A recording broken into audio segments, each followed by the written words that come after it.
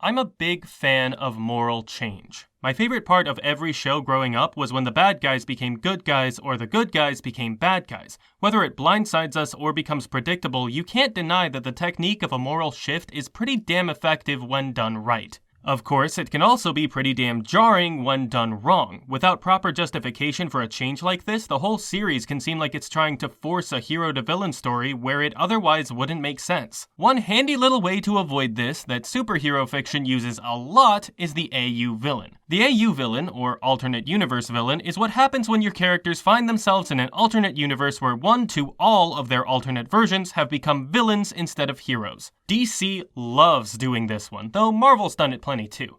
The heroes being villains in an alternate universe lets the writers play around with new concepts for their characters while not having to deal with the consequences of actually changing those characters. See, a hero that becomes a villain in the main timeline has the potential to make us question the implied correctness of our protagonists, especially if that hero that turned was someone we really liked. It also keeps the writer from being able to use that villain as a hero in the future, unless they lock them back into the hero path, and the more you shift that morality, the less believable it becomes. The greatest enemy of this trope is audience investment. The more you use it, the easier it is for an audience to de-invest. It's a move that requires the writers to commit to it, work hard to make it make sense, and get the audience to buy in. But the AU villain lets the writer play around with villainous concepts for an episode or maybe a short arc before returning to established morality. I don't like this trick at all. My favorite part about heroes falling is always the descent into madness. Seeing them get broken down, lash out, and lose faith. Yeah, it's not a good time in the conventional sense, but it's relatable. Everybody goes through things that make them want to give up, so watching someone actually do that and turn against the ones they love because of it makes us feel less alone.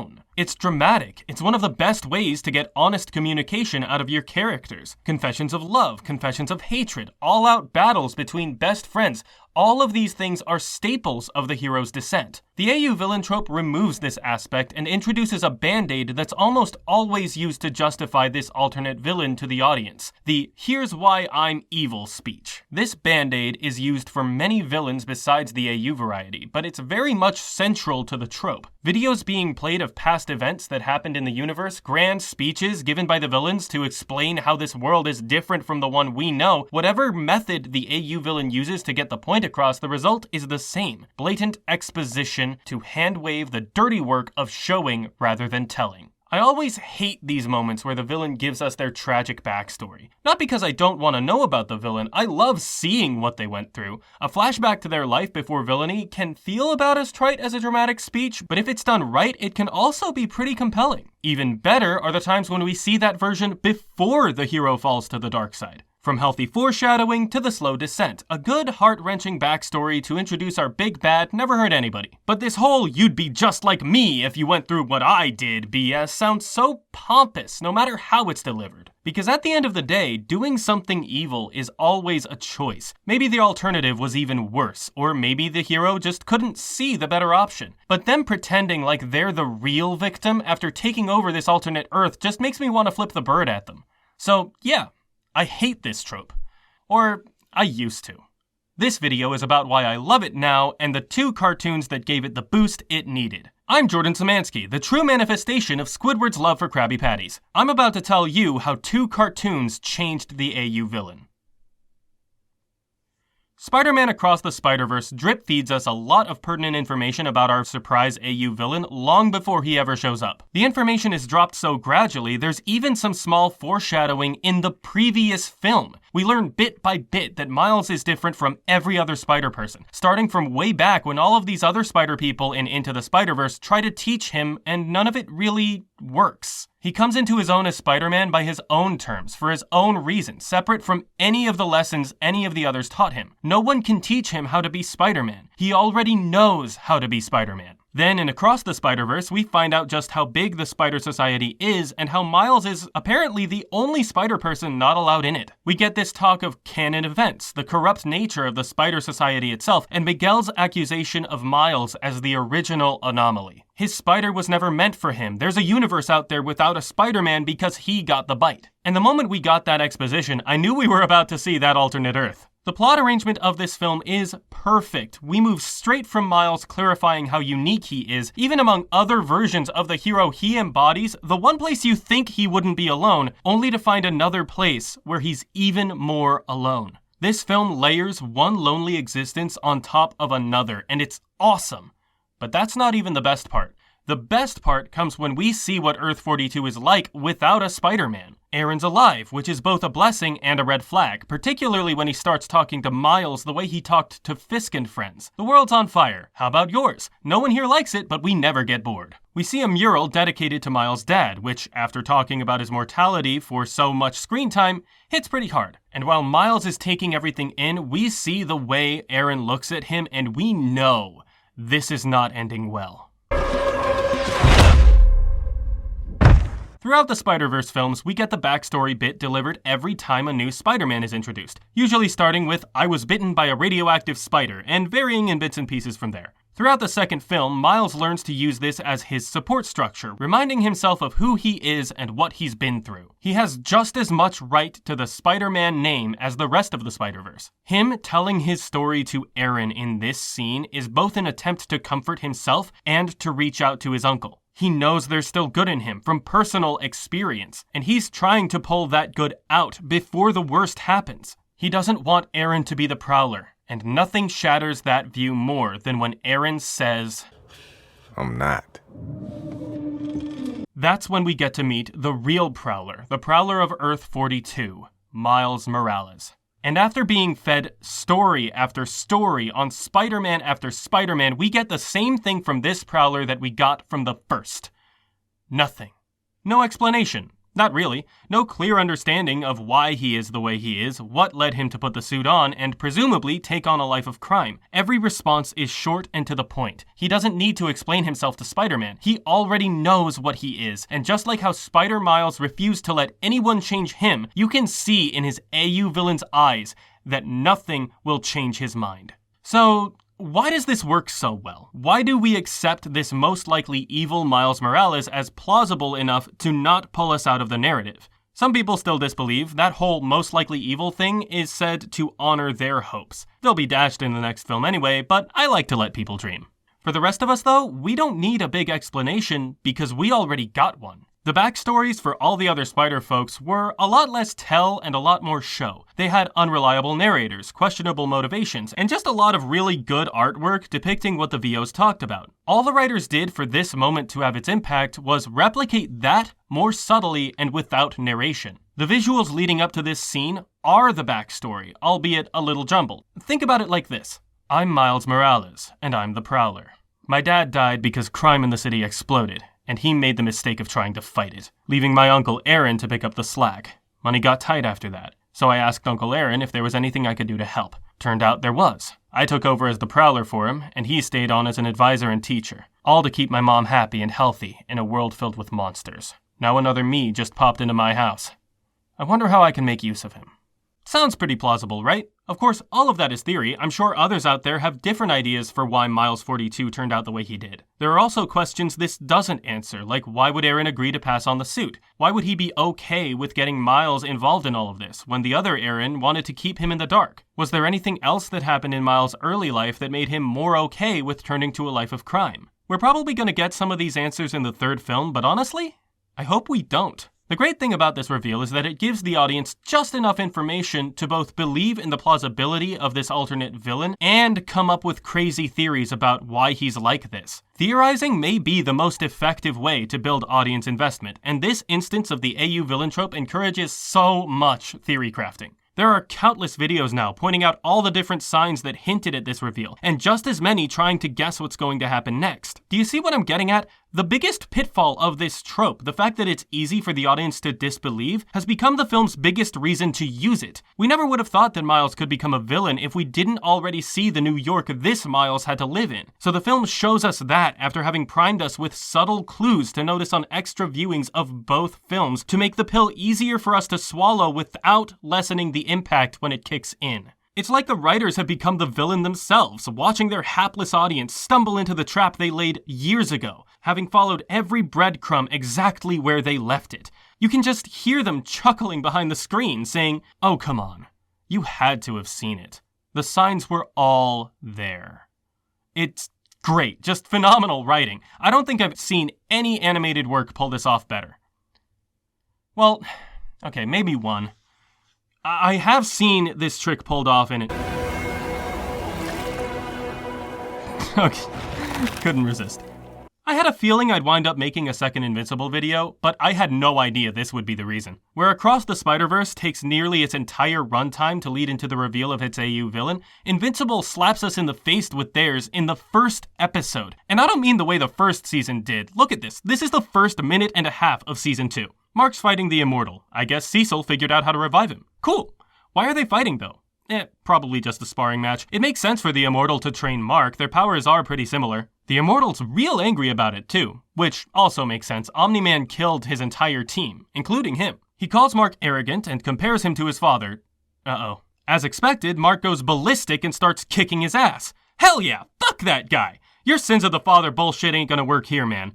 Whoa, okay guys, this is getting a little intense. Holy shit, are they actually fighting? Whoa, fuck, what was that? Wait, that red. No. Yup. He's back. Oh god, he's back. Why isn't Mark stepping in? I don't care what he said. Nobody deserves this. Mark, what are you... Wait, what? No, this isn't right. What the hell happened between seasons? Of course, this is a fake out. The Mark we know wouldn't do this, but a version of him would. That is beyond frightening. He looks and acts so similar to the Mark we know. The smug attitude he demonstrated back in season 1 when he thought his dad was on the same side as him, the same costume, the same moves, we don't get to see under the mask, but that's the only difference. We also don't get to see how Nolan convinced him, or even if he needed to. We don't get to see anything from alternate Mark's past, just the ruins he leaves in his wake and the cruelties he performs on his loved ones. All that BS about needing to justify an AU villain's existence, gone.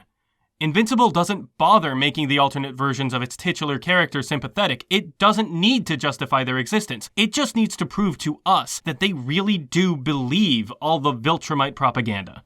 And even after showing us all of that, the show still has more bullets in the chamber. Some of them casual, others more blatant. Angstrom Levy drops the prevalence of alternate Invincibles that take over the Earth like it's a sick conversation topic rather than, the subjugation of our race. More subtly, there's a particular distinction he makes here. In most other dimensions, they teamed up and took over the planet. You know I'm nitpicky, so you know I'm taking this apart. In most other dimensions, that's equal parts disturbing and encouraging. On the one hand, most is not all, meaning our Mark Grayson isn't the only one to side with humanity, though it's still disheartening to hear that he's in the minority. But then there's his use of the word and. That means there are some universes where they teamed up and couldn't take over the planet. Some universes where one or the other took it over alone. Even taking into account the obvious existence of other heroic Marks in other dimensions, they are still wildly outnumbered by themselves. Which makes the audience start to question why. Not why did those Marks turn evil, they're the majority. By definition, Mark following Viltrumite tradition would have been normal. The question becomes, why did our Mark turn good? What was it about his life that was so different from his AU villains? Theories on this topic are a lot fewer and less complex. They often give credit to Debbie for being the one to raise Mark more than Nolan did. Plus, Nolan really was a hero to this version of Earth, which gave Mark something to aspire to. Hell, Amber could have been the reason all on her own. The point isn't to make it hard to figure out. It's to make us think about it, even for a second. A modern audience is a lot more willing to accept something that makes them think, regardless of how bizarre it is. Like how you're probably willing to accept my face if it means this video comes out sooner. You can call that misdirection, but I think it's more supplying a demand. There's a huge market for TV that knows how to fuck with people's heads nowadays. And boy, does this fuck with ours. We went from relating to our protagonist to not even knowing who he is anymore. Mark isn't the only one with a completely opposed worldview to that of his father. Many of us deal with similar issues involving different people in our lives, and could never imagine a version of ourselves who agrees with those people. So to see a version of Mark that does is existentially horrifying. In a similar way to what makes Spider-Verse's AU villains so menacing. Both of these villains were shaped by an environment they lived in, changed by the world they knew, just like the heroes we've gotten to know were shaped by their experiences and the people in their lives. The same thing that made one version of this character a hero turned the other into a villain, which is the greatest strength of this trope. The existential dread that we do not choose who we become. Whether that's a stance you agree with or not, you can't deny that it's effective. Miles Morales, the Spider-Man to trick all Spider-Men, could only ever have been tricked by one person, himself. And his other self is beyond menacing to contrast his own more casual personality. Prowler Miles pulls off the villain vibe so well that we don't need to buy into it. And Mark? Holy shit, Mark. Seeing him as a villain first makes us wonder about his true feelings when we never had to before. The scene that emphasizes this the best is when he's going after Darkwing's apprentice. Nightboy's trying to carry on his mentor's work, but he's going overboard and killing criminals, the Red Hood to Darkwing's Batman. He introduces Invincible to the Shadowverse, which is about as life-consuming as the card game, meaning your life will literally be consumed if you stay there too long. Which Nightboy makes the mistake of telling Invincible, then the extra mistake of calling him Omni-Man's son. His punishment? Invincible grabs his arm and keeps him there, in the endless void, waiting for something to try to eat either or both of them. This is obviously terrifying to Nightboy, but he can't disbelieve it. After all, this is Omni-Man's son. You have no idea what I'm capable of. Invincible's talking to us just as much as he's talking to Nightboy, because we really don't.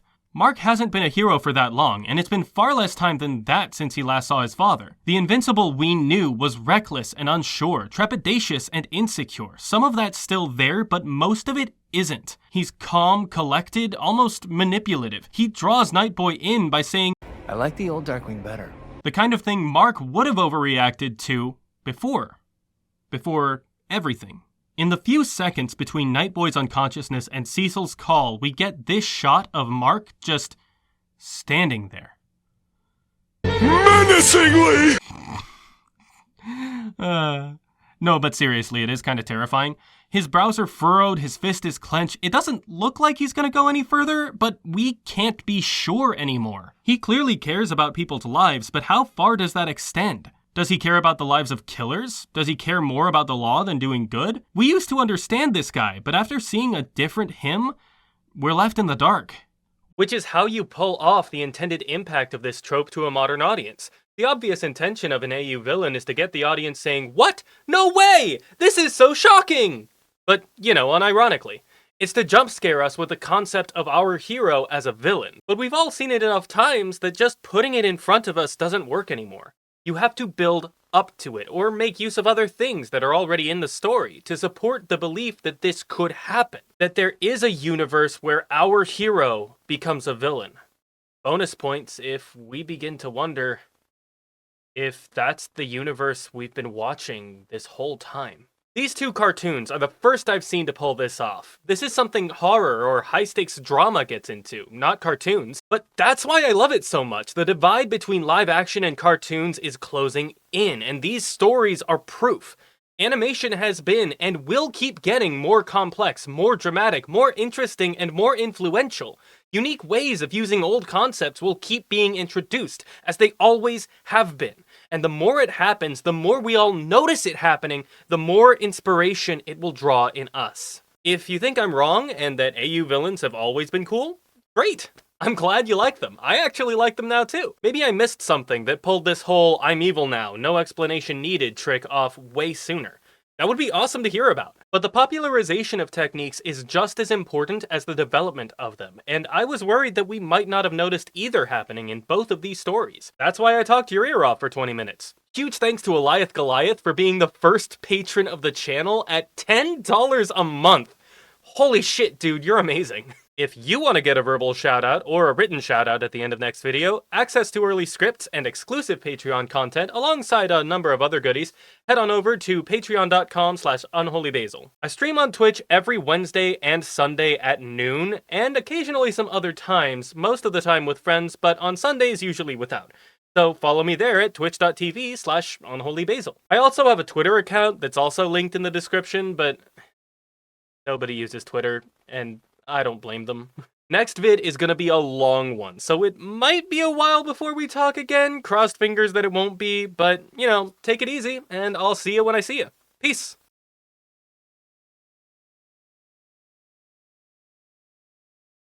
And swear by the